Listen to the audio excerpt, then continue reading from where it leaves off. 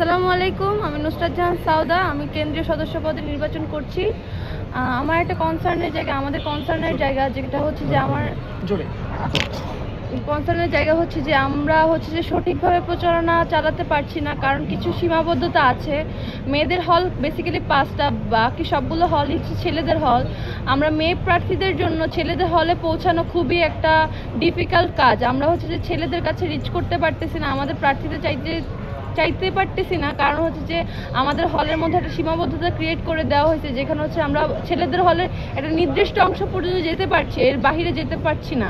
So আমরা হচ্ছে ছেলেদের কাছে রিচ করতে পারছি না। সো আমার মনে হয় যেমন ছেলে প্রার্থী যারা আছে তাদের জন্য এই জিনিসটা ইজি, কারণ হচ্ছে ওরা 5টা মেয়েদের হল বাদ দিলে ওদের কিন্তু 17টা হলের মতো থেকে যায়। ওরা ওখানে প্রচারণা অবাধে চালাচ্ছে, দিনে রাতে যে কোনো সময় ওদেরকে দেখা যাচ্ছে যে প্রচারণা করছে, কিন্তু মেয়েদের ক্ষেত্রে এটা সীমাবদ্ধতা। আমি চাই প্রশাসন এটা সুষ্ঠু একটা সিস্টেম দিক আমাদেরকে, আমরা যাতে হচ্ছে আমাদের প্রচারণাটা সঠিকভাবে চালাতে পারি। ধন্যবাদ।